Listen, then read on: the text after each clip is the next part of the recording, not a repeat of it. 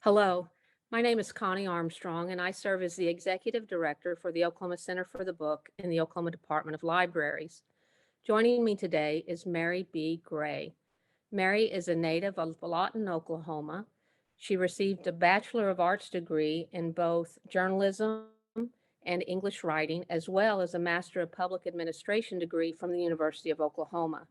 She earned her Master of Fine Arts degree from Oklahoma City University. Her work has been published in notable journals such as Ain't Nobody That Can Sing Like Me, New Oklahoma Writing, Territory Magazine, and For the Sonoras. Mary's first poetry collection, Who Do You Think You Are, has been published in 2022 by Turning Plow Press. It won the 2023 Oklahoma Book Award for Poetry. Mary, thank you so much for joining us today. It's a pleasure to talk with you. Thank you so much for having me. I'm so excited to be here, really. Great. Um, Give our audience a brief summary of who do you think you are, and is there a central theme that runs through your work? Yes, so with Who Do You Think You Are, I often think about it in two parts. So for me, I've always been drawn to persona poetry, and so in this first collection, it's a lot of persona poetry where I'm giving, like I say, voice to character. And so for me, like growing up and like when I was writing these poems, it was often a collection of things I would come across and I would think, why didn't I like hear about this? Why hadn't I learned about this? Like, where was this history taught, right? And Mhm. most oftentimes, those were things that were related to African Americans or other POCs that our histories are often relegated to not be told at all. And so when writing Who Do You Think You Are and just like giving voice to a lot of those stories that I had come across, my goal was that I wanted others to also like gain that understanding and that knowledge that they obviously weren't given an advantage to hear those rich stories and histories. And so Who Do You Think You Are is kind of like asking like the reader also to define themselves like think you are in this, what is your history, how are you defining yourself, whereas not letting the world define what your history is and what your culture is. And then on the other side of to think you are, it's kind of like that idea of the gall of those individuals who think that they are the owners of history and that they can pick and choose the things that get to come into, you know, the mainstream arenas.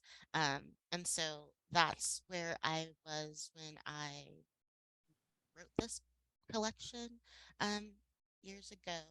And I really feel like what's so crazy and it's like kind of disheartening also is that, especially in our community, I really feel like this is a theme that's coming back up just with the current, I guess, political atmospheres of just what can and can't be taught and who gets to decide that.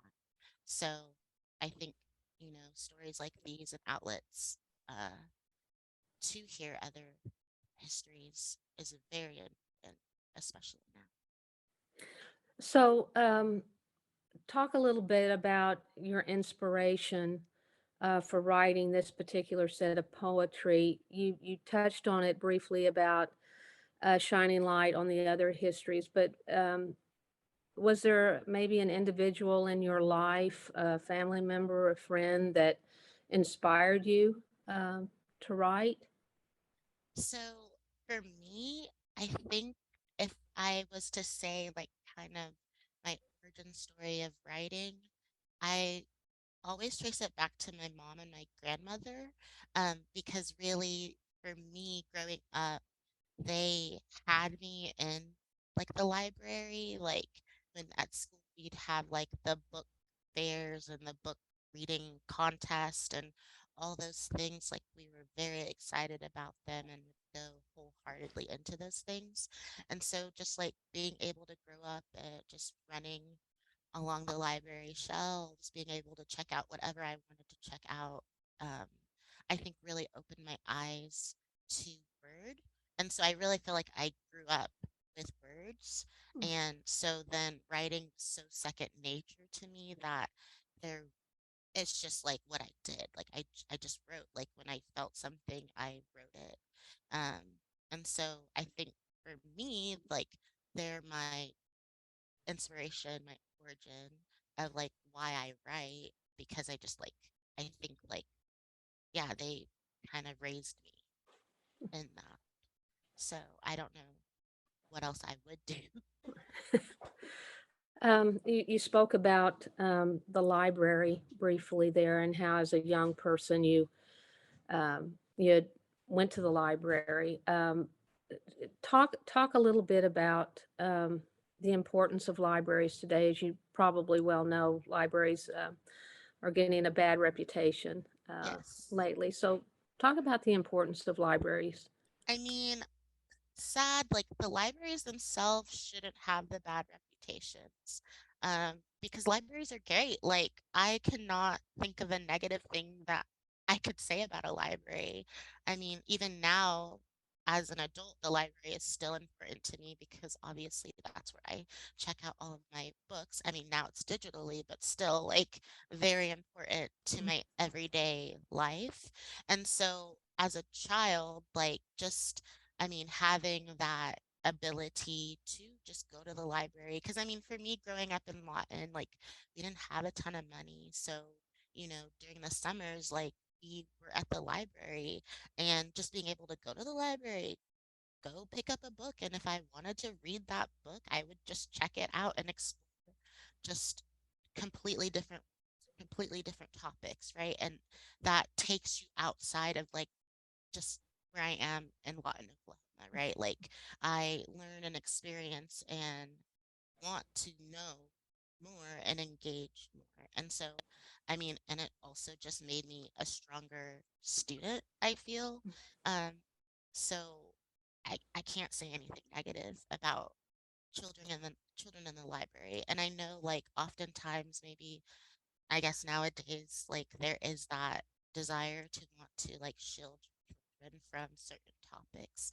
But I think at the end of the day, like some topics, sure, need to be shielded for the appropriate time. But at the end of the day, hiding or misleading, completely just ignoring other facets of the world isn't going to make those things go away. And so if we don't continue to embrace things and explore at a young age, we're gonna have our minds closed as we grow, right? And so that's only gonna hurt all of society, I think, in the end, right? Um, it's only gonna divide. So, I mean, honestly, I just think libraries are a really great place. And like, they don't even always have to be really deep. They can just be really fun stories, you know? Right, I right. mean, growing up, I really loved Shel Silverstein, like, loved those Yes. poems, right? And so, like, I think that's another piece of me, like, that led me to be a poet, right? And so you never know what that book can do. So, Right. Um, you've talked about words and libraries. So tell us tell us when that light went on for you, that you knew that you wanted to be a writer, and specifically a poetry writer. Were you really young, or in your college years? How did that come about? So it's funny because, like, for me, writing, like I said, it was always kind of just like go to school and then you write things. And so I remember in sixth grade, we had a Martin Luther King Jr. award, like citywide. I wrote an essay and it won. And I was like, oh, that's, awesome. That's great. That was sixth grade. And then we go into junior high and that's seventh grade. And, things get a little dicey. You get a lot more emotions, a lot more feelings. And so for me, writing was like an outlet for those things that I was going through and feeling. And I think because I up reading poetry as a child, and then also just like really influenced by like music, obviously, growing up. Um, like for me, writing it was very like lyrical, so it just came naturally as poetry. Like it wasn't like, oh, let me sit and like Dear Diary, today happened this, it'd be like, some deep poem about unrequited love. And so with that, I just wrote poems and I would share them with like a close friend, and she encouraged me, and I often credit her too for like me seeing myself as a poet because she encouraged me. Her name is Selena, back in Lawton when we were in junior high, and so like that I think gave me the courage. And then I just continued to write. Actually, my senior year, I won that same Martin Luther King Jr. Award. And then when it was time to go to college, it was kind of like, okay, what am I really good at? And that happens to be writing. I started off as journalism, which I did, but I found like I really loved English. Like I really loved reading, obviously. I really loved dissecting the text and writing about it and, exploring the meaning. And so in those classes, I kind of was just like, yeah, I think I want to add on like another major. And to this day, Janetta Calhoun, we all know and love, is like a god among us all.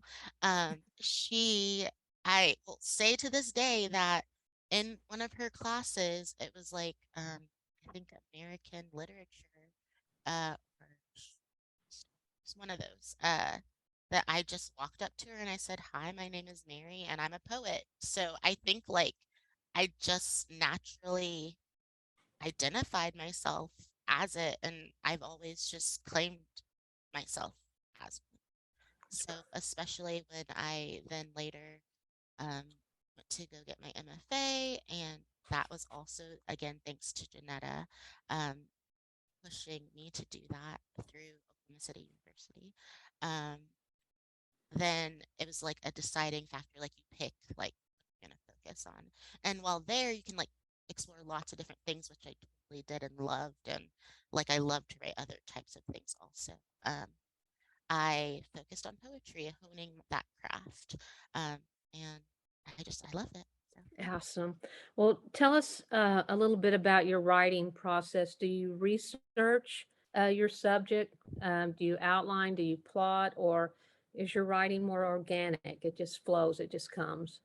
So, like I said a little bit earlier, with a lot of the poems in this collection, they came from a place of like, oh, I read this article in passing, or I saw this photo, I heard this news story, or um, like I saw this piece of art, and I, from that, was moved to want to write something to share that knowledge. And so with that, I would say times I would do like minimal research.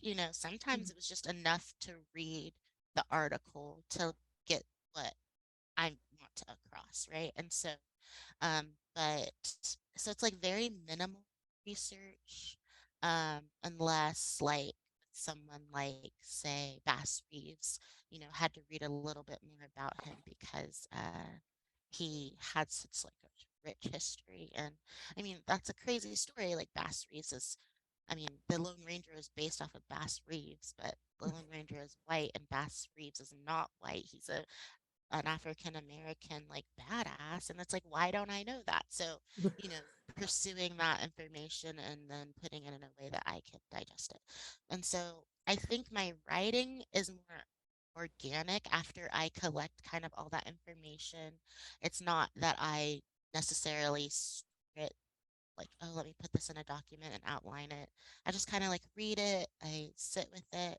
And for me, um, I don't know if a lot of other poets do this, but for me, I'm often like when I get an idea to write a poem about something, I'm often playing the lines in my head long before I'm like writing it. I'm not really a type that's like oh, let me sit down and write like in my long hand this poem because I get really distracted by my handwriting. And so I often am just like for days, like just playing around with the lines in my head, you know, playing with the rhythm, playing with the words, playing with kind of the feelings.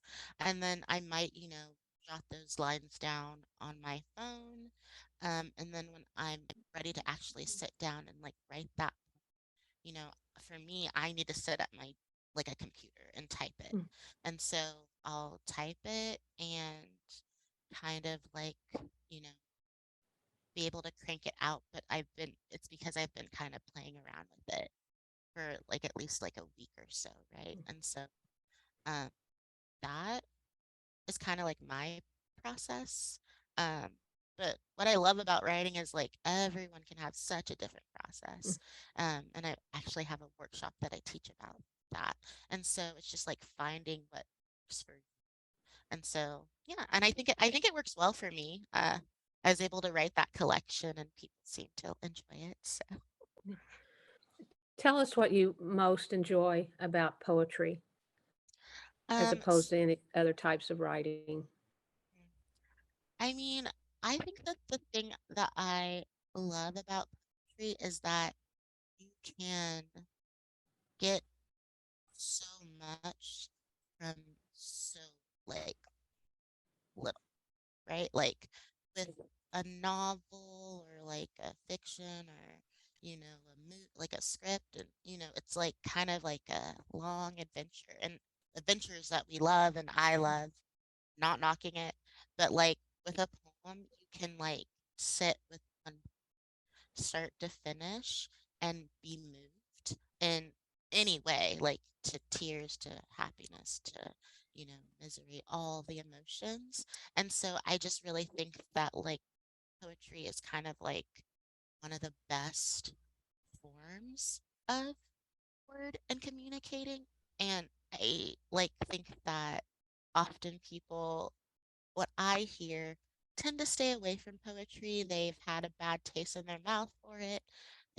I mean, they'll always be like, well, growing up, I had some teacher tell me X about this poem that I was wrong, and they've just like turned off poetry for their whole life, or they've like felt like, oh, well, the poetry isn't accessible, so I don't really like it.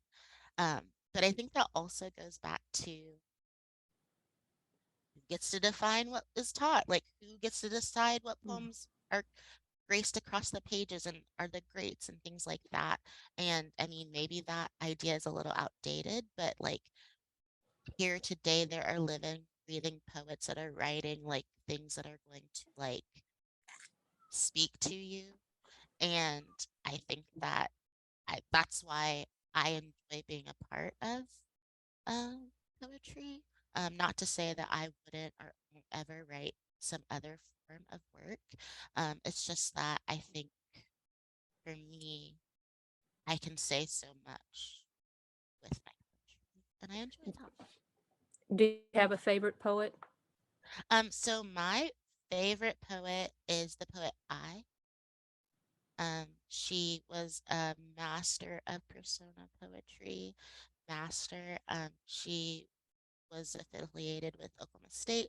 And unfortunately, I never got to meet her because she unfortunately passed away. But she is amazing, and I feel like I owe like so much of my own work to her work. So I recommend reading her collected works. Okay. Um, for people who pick up Who Do You Think You Are and they read it, w- what would you like people to take away from that book? Well, I want people to take away that, you know, be mindful of the history that was presented in front of you. Be open to the fact that that history isn't all and everything, that there are other histories, other stories that aren't getting to, and that deserve to get just as much as the ones that you are getting to hear.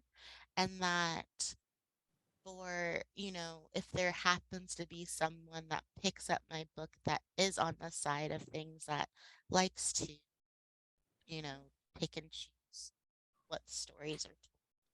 I mean, I would want them to just take away the idea that it's not really okay to be the police of history because, you know, if we're leaving out things, I mean, it's true. Like, if we don't look at history, we're going to repeat those same problems and those same things. And so I just, would hope that they open their heart to, you know, being more open to just sharing other stories, hearing other stories, and being okay with the fact that sharing that space doesn't limit anybody. It doesn't make them less. It doesn't make anyone less. It just makes us all equal and all important and all meaningful. What advice would you give to anyone, especially young people, who aspire to be a poet or a writer? What advice would you give? So I think like my best advice, which I think I've said, is read and read and read. You cannot go wrong with reading. It straightens your writing, and opens your perspectives and allows you to explore worlds that you like physically might not ever get to, but like, you know, mentally, emotionally, um, maybe even spiritually, you get to that book. And so I think that if you're going to want to be a writer that is building worlds or building like you know, I guess emotions or like themes that you want to get across, like you need to be grounded in that work, right? You need to be among the words to make that come out. And Uh, also, too, I want to say that I do too often say to many people that I truly think that anyone can be a poet. Like, because I truly believe that everyone has something to say, sorry, of like value, and that like there is going to be someone out there that needs to hear what you're saying. So, I hope for people to consider like, like even if you never share a poem, it's okay to try to write one, to write what you're feeling. Great. Um, the National Book Festival was held in Washington, D.C. this past August, and the theme this year was Books Bring Us Together. Tell us how your book can bring people together, and moreover, explain how poetry can bring people together. Well, I hope that my book brings people together by helping people understand that all histories are valid and deserve to be taught and shared. I want all types of people to see themselves and their stories and understand that, like, history isn't just like what a group of people say it is, right? And so I think in that kind of like um, society where people are limiting and saying, no, you can't hear this and this is bad, like you're kind of like tearing people apart, right? You're in essence saying, no, these are lesser stories. These don't deserve to be heard.